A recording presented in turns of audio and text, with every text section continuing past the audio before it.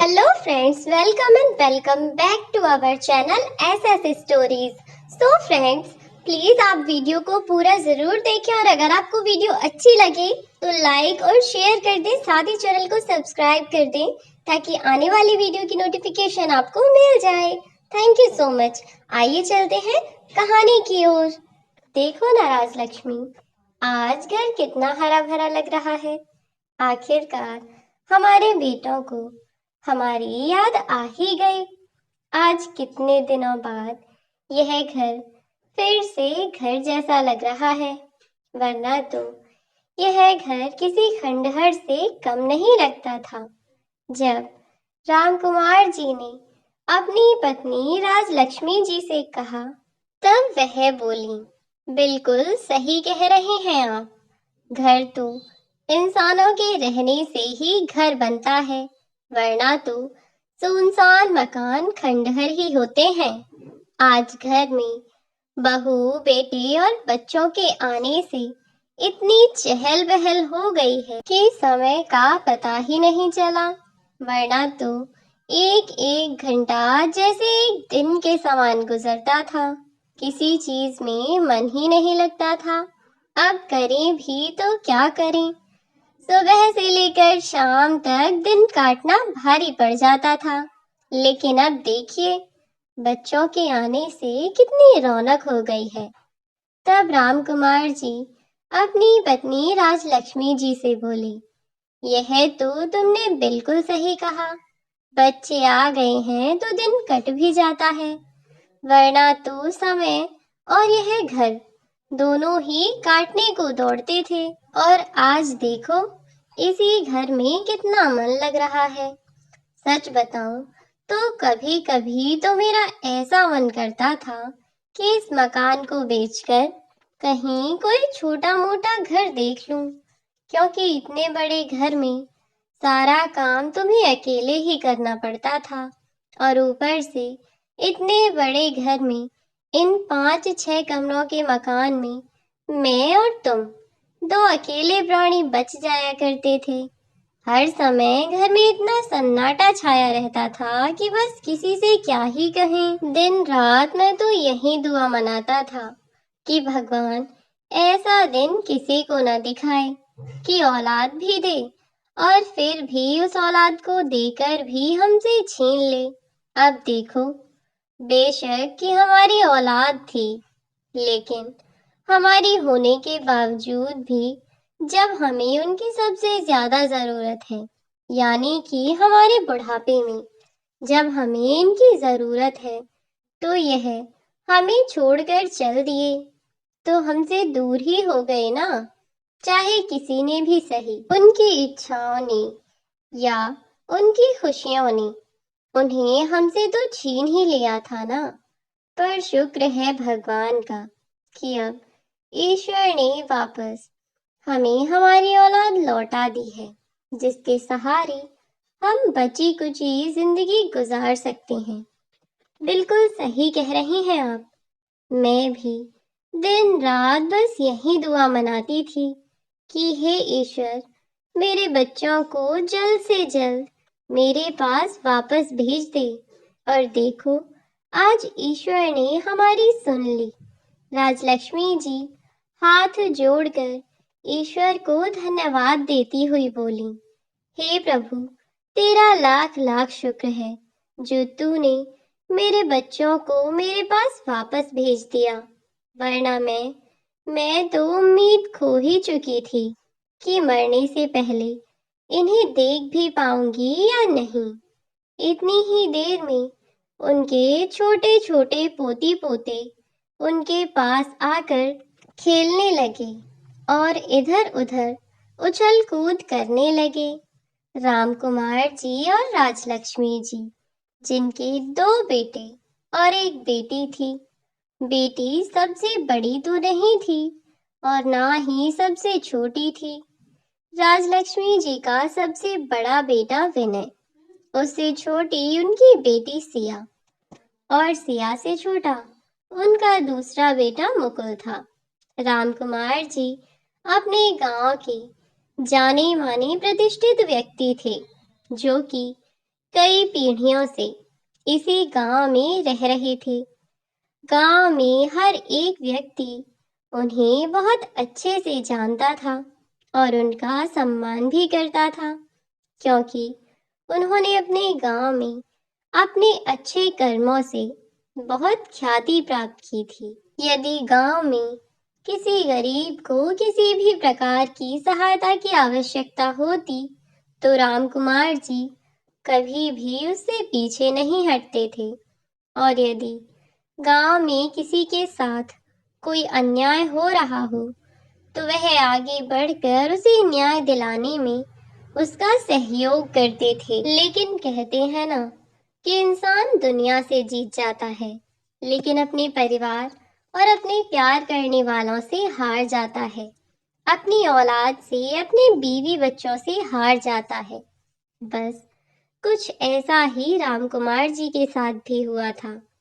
जब उनके बेटे और बेटी की पढ़ाई पूरी हुई, तो रामकुमार जी ने अपनी बेटी के लिए एक अच्छा सा रिश्ता देखकर उसकी शादी कर दी थी और बेटी भी अपनी गृहस्थी में रच बस गई थी। सब कुछ बहुत अच्छा चल रहा था।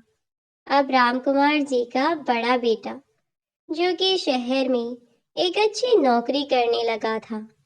अभी तक बड़ा बेटा नौकरी कर रहा था, लेकिन छोटा बेटा अपनी पढ़ाई ही कर रहा था। रामकुमार जी ने कभी भी अपने बच्चों पर किसी भी चीज का दबाव नहीं बनाया। उन्होंने अपने बच्चों को हर प्रकार की सुख सुविधा दी, जैसे सभी माँ बाप देते हैं। अब रामकुमार जी का बड़ा बेटा, जो कि शहर में नौकरी कर रहा था, वह तो गांव में कभी कभी ही आता था। साथ ही छोटे बेटे ने भी अपने बड़े भाई के पास ही रहकर पढ़ाई करने की जिद कर ली थी। रामकुमार जी ने भी बच्चों के साथ जबरदस्ती नहीं की।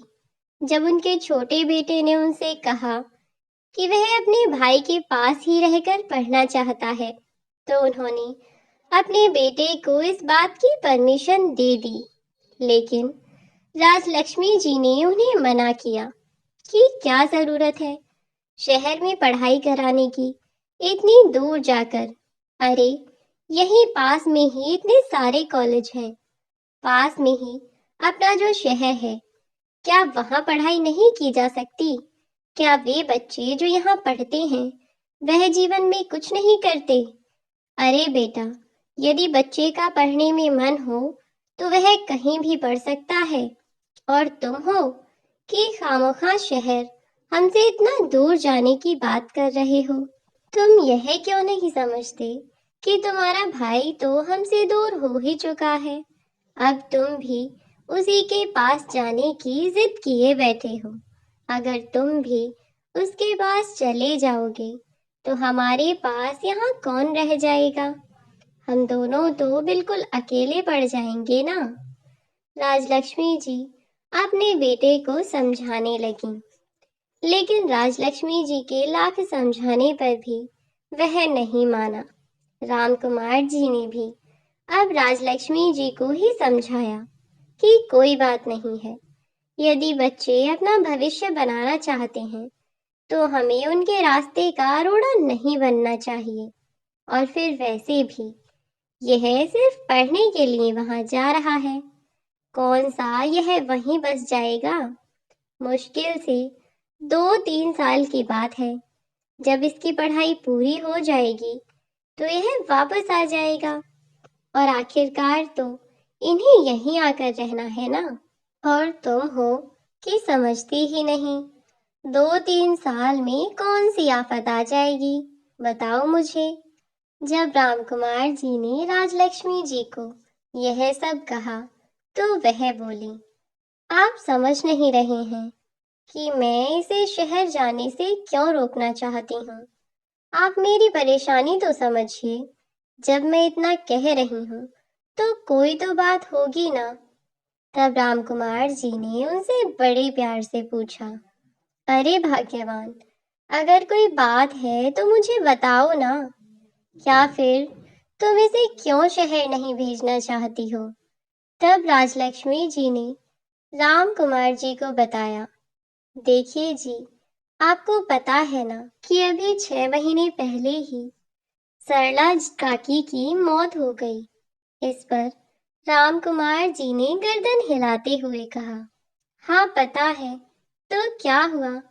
इस बात का मुकुल के शहर ना जाने से भला क्या संबंध है?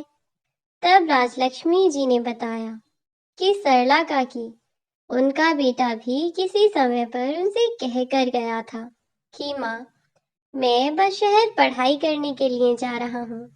जैसे ही पढ़ाई पूरी हो जाएगी मैं वापस आ जाऊंगा। और बेचारी सरला काकी का पूरा जीवन निकल गया अपने इकलौते बेटे की राह तकते तकते। लेकिन वह नालायक अपनी माँ को देखने तक न आया। यहाँ तक कि जब सरला काकी की तबीयत बहुत ज्यादा खराब थी, उनके बचने की भी कोई उम्मीद नहीं थी, तब सरला के भतीजे ने ही उनके बेटे को खबर दी थी कि तेरी माँ की तबीयत बहुत खराब है, तू उन्हें देखने के लिए आ जा। लेकिन तब भी उसने काम का बहाना बनाया और अपनी मरती हुई माँ को भी देखने तक न आया। और जब सरला की मौत हो गई, तब भी वह नालायक केवल जमीन जायदाद के काम से आया और 2 ही दिन में सब काम निपटाकर शहर वापस चला गया। यह सब बताती बताती राजलक्ष्मी जी बड़ी चिंतित और भावुक हो गईं और कहने लगी, क्या फायदा ऐसे जीवन का? सरला काकी ने अपना पूरा जीवन अपने उस बेटे पर न्यौछावर कर दिया, लेकिन उसने मरते समय अपनी बूढ़ी माँ को देखना भी जरूरी न समझा। जब राजलक्ष्मी जी यह सब कहते कहते अपनी आंखों में आंसू भर लाईं, तब रामकुमार जी ने उन्हें समझाया कि भाग्यवान ऐसा कुछ नहीं है, अपनी परवरिश पर भरोसा रखो। हमारे बेटे हमारे साथ ऐसा क्यों करेंगे? और फिर गांव में जो सुख है वह शहर में कहाँ? शहर में उन्हें पिज्जा बर्गर तो मिलेंगे, लेकिन माँ के हाथ की रोटी नहीं मिलेगी। देखना तुम, जितनी जल्दी मुकुल को शहर जाने की है ना, उससे दुगनी जल्दी इसे गांव आने की लगेगी। एक बार इसे वहां जाने तो दो। जब शहर के हवा पानी देखेगा ना, तो सब पता चल जाएगा इसे। और फिर वैसे भी तुम भी कहाँ सरला की बातों को लेकर बैठ गईं? अरे, उनका बेटा तो था ही नालायक। सरला काकी ने उसके पीछे फिर भी अपनी जिंदगी बर्बाद कर दी। जब उन्हें यह दिख गया था कि उनका बेटा कुछ नहीं करेगा, तो उन्हें उससे इतनी आस लगानी ही नहीं चाहिए थी। ठीक कह रहा हूं ना मैं? कहते कहते वक्त रहते उन्हें सही फैसला लेकर अपना जीवन सुरक्षित कर लेना चाहिए था। जिस पैसे के लालच में उनका बेटा विदेश से भागकर चला आया, उसी पैसे के लालच में वह अपनी माँ की भी दिन रात सेवा करता। खैर, तुम बाकी बातें छोड़ो, अपने बच्चों के बारे में सोचो। आखिरकार राम कुमार जी ने राजलक्ष्मी जी को समझा बुझाकर अपनी बात मनवा ही ली और अगली सुबह मुकुल शहर के लिए रवाना हो गया। अब राम कुमार जी और राजलक्ष्मी जी घर पर अकेले रह गए थे। 4 से 5 कमरों का वह मकान अब खाली सुनसान सब पड़ा रहता था और वह घर दोनों को काटने को दौड़ता। दिन रात पूरे घर में सन्नाटा पसरा रहता। जब रामकुमार जी और राजलक्ष्मी आपस में बातें किया करते, केवल तभी एहसास होता कि इस घर में कोई रहता भी है, वरना तो वीरान सुनसान खंडर की तरह खाली पड़ा रहता। देखते ही देखते दिन बीतने लगे, दिन महीनों में बदले और महीने साल में। आखिरकार बुढ़ापे में उनका सहारा ही कौन था सिवाय अपने बेटों के। और फिर उन्होंने अपने बेटे को कहा था कि वह शहर में अपनी पढ़ाई पूरी करने के बाद गांव आ जाएगा तो वे दोनों उसके लिए गांव में ही कोई अच्छा सा बिजनेस शुरू करवा देंगे, या फिर गांव से ही लगा हुआ जो शहर है इसी शहर में कोई काम करवा देंगे, या फिर वहीं कोई नौकरी लगा लेना। जैसा भी उसे ठीक लगे वह वैसा ही करेगा, कोई जबरदस्ती नहीं की जाएगी उसके साथ। तब तो छोटे बेटे ने भी हर बात के लिए गर्दन हिला दी थी। आखिरकार 3 साल बीत गए और आज मुकुल का फोन आया और उसने राम कुमार जी को बताया कि उसने अच्छे नंबरों से अपनी ग्रेजुएशन पूरी कर ली है। इस पर राम कुमार जी और राजलक्ष्मी जी दोनों ही बहुत खुश हुए। उन्होंने अपने बेटे को बधाइयां दी और जैसे ही बेटे ने अपने माता पिता को रिजल्ट के बारे में बताया तो उन्होंने उसे आशीर्वाद देते हुए कहा, अच्छा तो अब यह बता कि कल मैं तेरे लिए क्या बनाऊं, क्या बनाकर रखूं मैं तेरे लिए। इस पर मुकुल थोड़ा सा चौंकता हुआ बोला, क्या बनाकर रखूं मतलब? क्या आप दोनों शहर आ रहे हैं हमसे मिलने के लिए? इस पर रामकुमार जी बोले, अरे नहीं बेटा, तेरी माँ का मतलब है कि कल जब तू आएगा तो तेरे पास होने की खुशी में यह तुझे क्या बनाकर खिलाए, जो तेरा मन होगा तेरी माँ वही बना देगी। इस पर रामकुमार जी का बेटा मुकुल बोला, पर पापा मैं कल क्यों आऊंगा, मैं कल नहीं आ रहा हूँ। रामकुमार जी ने हंसते हुए कहा, अच्छा ठीक है, कल नहीं आ रहा है तो यह बता दे कि जब तू आएगा तब तेरी माँ तेरे लिए क्या बना दे। यह तो खुशी से फूली नहीं समा रही है, खुशी के मारे इसके पैर जमीन पर रुक ही नहीं रहे हैं। खुशी के मारे बस कितने दिनों से कह रही थी कि मुकुल का रिजल्ट जाने कब आएगा, मुकुल का रिजल्ट जाने कब आएगा। और देखो आज तुम्हारा रिजल्ट आ गया है ना, तो इसीलिए यह और ज्यादा खुश है, क्योंकि अब तो तुम्हारी पढ़ाई पूरी हो गई है और अब तो तुम गांव वापस आ ही जाओगे। इतना सुनते ही जैसे मुकुल की खुशी कहीं गायब हो गई। वह हंसता हंसता चुप हो गया और अपने पिताजी से कहने लगा, पापा मेरी पढ़ाई तो हो गई है, लेकिन अब मुझे नौकरी भी तो लगानी है। गांव आ जाऊंगा तो फिर कुछ नहीं कर पाऊंगा, वहीं कहीं छोटी मोटी दुकान खोलकर सीमित रह जाऊंगा। यहाँ शहर में अच्छी नौकरी करूंगा, अच्छे पैसे कमा लूंगा तो आप लोगों के लिए भी कुछ अच्छा कर पाऊंगा। वह गांव में, छोटे से गांव में भला मैं क्या कर सकता हूँ। अपने बेटे की बातों से रामकुमार जी को आभास हो चुका था कि वास्तव में उनका बेटा गांव आना ही नहीं चाहता।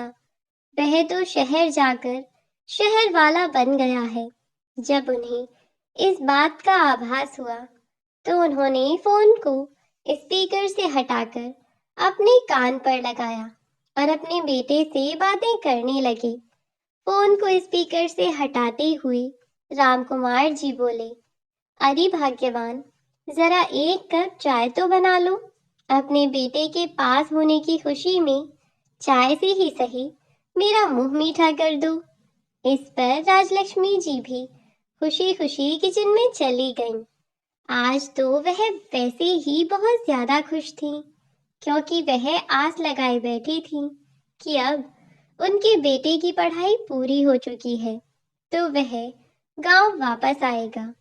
लेकिन रामकुमार जी समझ चुके थे कि उनका बेटा इतनी आसानी से गांव वापस नहीं आना चाहता। 3 सालों में वह मुश्किल से 3 बार गांव में आया होगा और जब भी आया 2-3 दिन में ही शहर वापस लौट गया, यह कहकर कि भैया अकेले हैं, उनका मन नहीं लगेगा। उसे अपने भाई की तो चिंता है, लेकिन यहाँ अपने माँ बाप की नहीं। अभी तक रामकुमार जी, जो कि इतनी परेशानी में नहीं थे, उन्होंने भी अपने बेटे को आने के लिए ज्यादा जोर तो नहीं दिया, लेकिन उन्होंने उसे समझाने की कोशिश की। पर मुकुल ने अपना ज्ञान झाड़ा और शहर में ही रहने के हजार फायदे गिनाने लगा। जब रामकुमार जी समझ गए कि मुकुल नहीं समझना चाहता, तो उन्होंने भी बेटे के साथ जोर जबरदस्ती नहीं की और बस इतना कहकर फोन रख दिया कि ठीक है बेटा, जैसा तुम्हें सही लगे तुम वैसा करो। लेकिन आज रामकुमार जी को कुछ तो अजीब लगा था और वे किसी सोच में डूब गए। इतनी ही देर में राजलक्ष्मी जी चाय लेकर आ गईं। उन्होंने रामकुमार जी के कंधे पर हाथ रखा तो उनका ध्यान टूटा। राजलक्ष्मी जी खुश होती हुई बोली, अभी तो बेटा आया भी नहीं और अभी से आप उसके ख्यालों में खोने लगे। अरे सब्र कीजिए, कल आ ही जाएगा। इस पर राजकुमार जी बोले, नहीं भाग्यवान, तुम्हारा बेटा कल नहीं आएगा। दरअसल वह आने के लिए तो कह रहा था, लेकिन मैंने सोचा कि क्यों ना लगे हाथों वह नौकरी भी देख ले। अगर उसे अपने भाई के आसपास ही कहीं नौकरी मिल जाती है तो इससे अच्छा और क्या होगा कि दोनों भाई साथ साथ ही काम कर लेंगे। इतना सुनते ही जैसे राजलक्ष्मी जी का चेहरा उतर गया और उनकी खुशी कहीं गायब हो गई। उनके चेहरे पर जो मुस्कुराहट थी वह अचानक से कहीं चली गई और वह फिर से उदास हो गईं। अपनी पत्नी को उदास होता हुआ देख रामकुमार जी ने उन्हें चिढ़ाते हुए कहा, कमाल है भाई, अपनी औलाद के चक्कर में तुम हमें तो बिल्कुल भूल ही गई।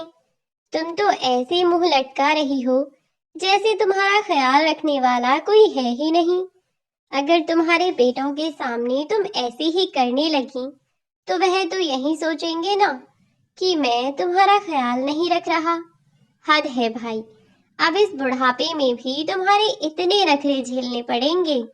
रामकुमार जी के इतना कहने पर राजलक्ष्मी जी हंसने लगी और रामकुमार जी भी मुस्कुरा दिए और बोले, हमेशा ऐसे ही मुस्कुराती रहा करो, समय के साथ साथ सब ठीक हो जाएगा और जब तक मैं तुम्हारे साथ हूँ तब तक तुम्हें किसी भी चीज की चिंता करने की कोई जरूरत नहीं है, समझी तुम।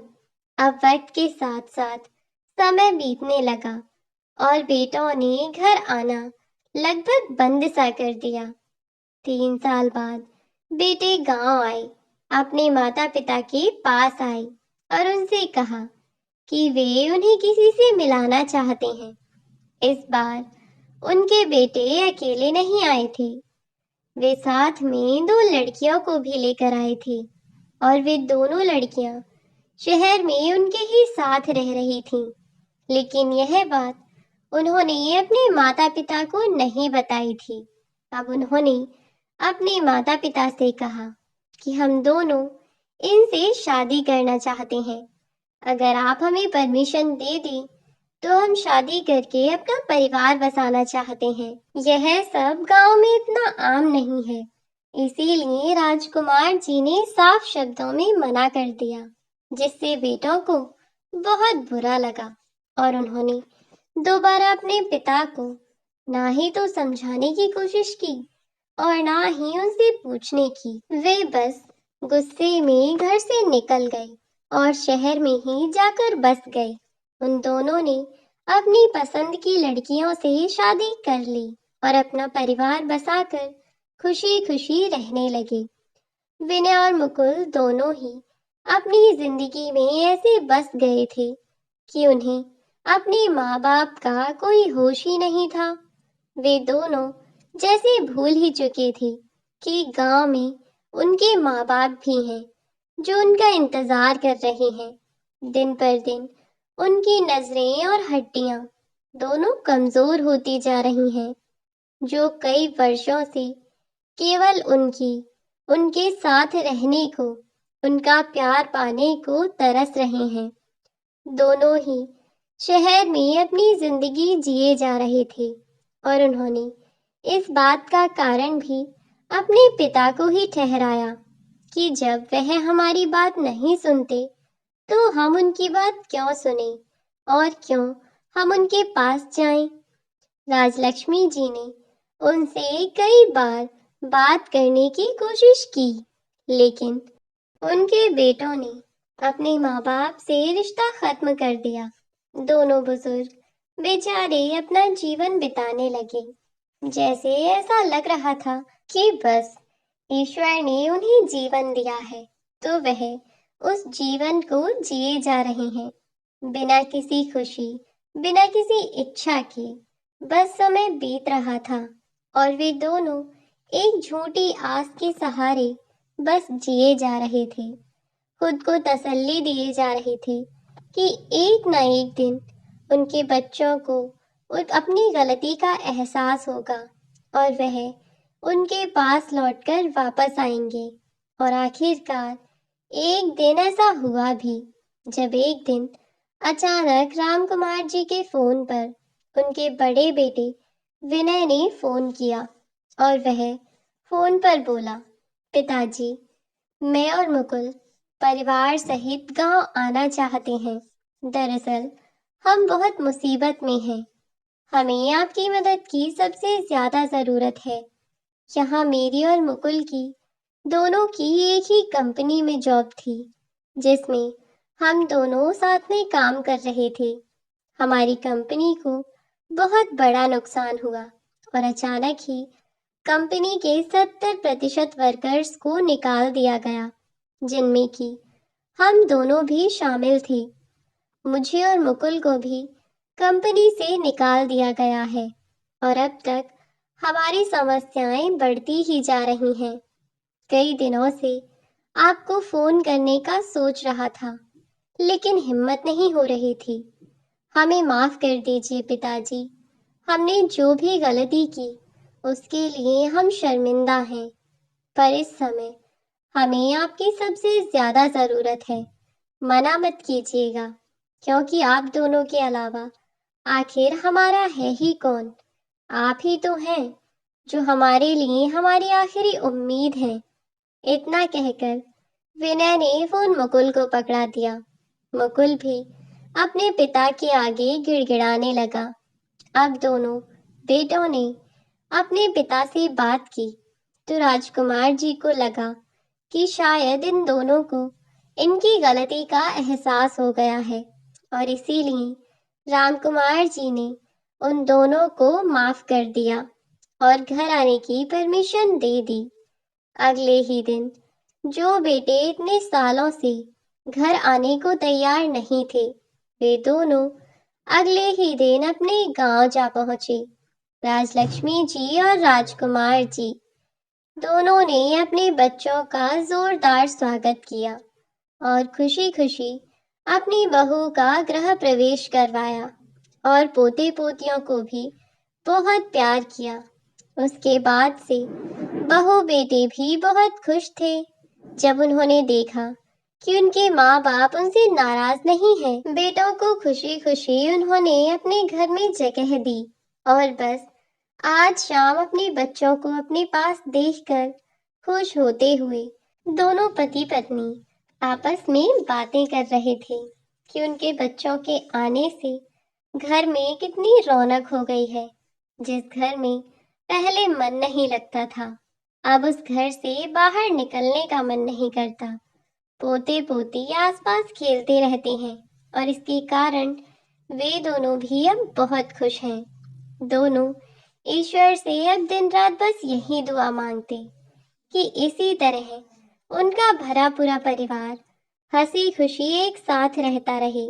लेकिन उन्हें क्या पता था कि उनकी यह मतलबी औलाद सिर्फ अपने मतलब के लिए गांव वापस आई है और जब इनका काम हो जाएगा तो यह फिर से अपने माता पिता को अकेला छोड़कर शहर में जा बसेंगी। ऐसे ही दिन बीत रहे थे और लगभग महीने भर तक सब कुछ ऐसे ही चलता रहा।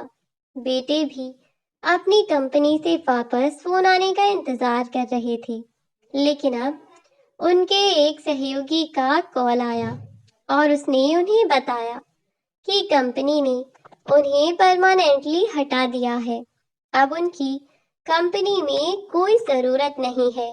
बस फिर तो दोनों ही परेशान हो गए।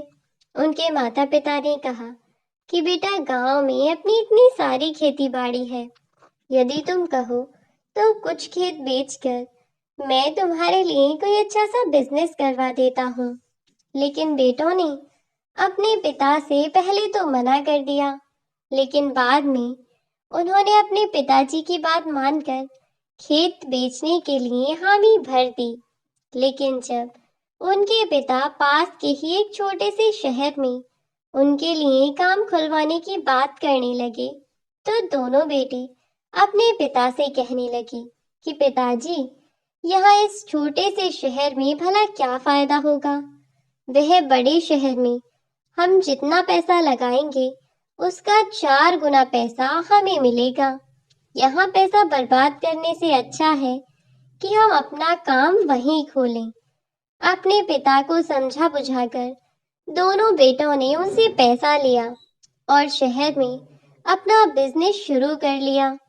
धीरे धीरे उनका बिजनेस चल पड़ा और अब लगभग 5-6 महीने के अंदर ही वह वापस शहर से अपने गांव पहुंचे और गांव पहुंचकर अपने बच्चों से कहने लगे कि तुम अपना सामान पैक कर लो, हम तुम्हें लेने के लिए आए हैं।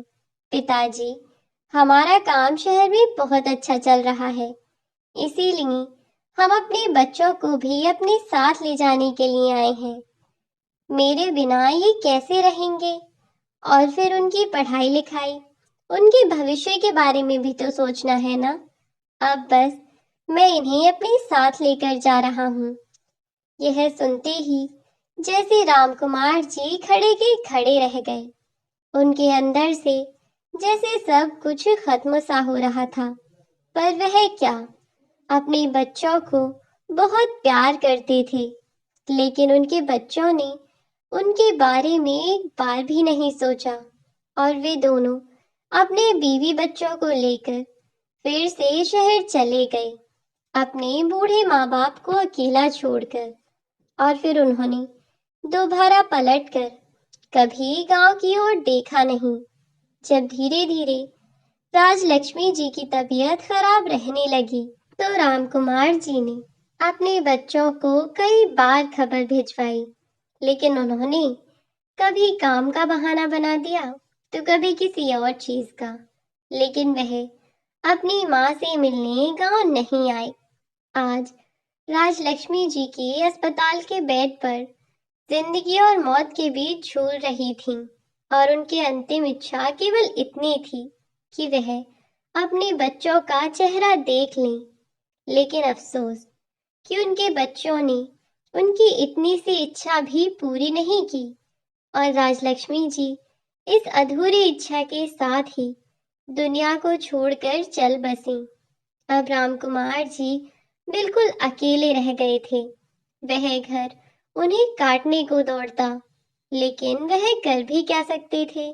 उनके बेटों ने तो जैसे उनसे मतलब ही खत्म कर दिया था।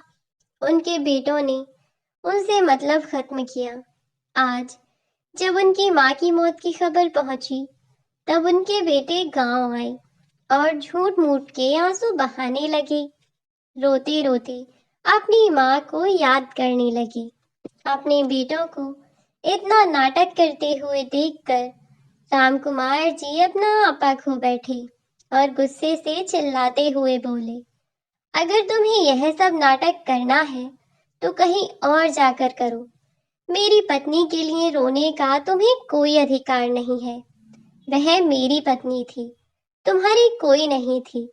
यदि कुछ होती तो तुम कम से कम उसकी आखिरी इच्छा तो पूरी करते। कम से कम उसे एक बार देखने तो आते।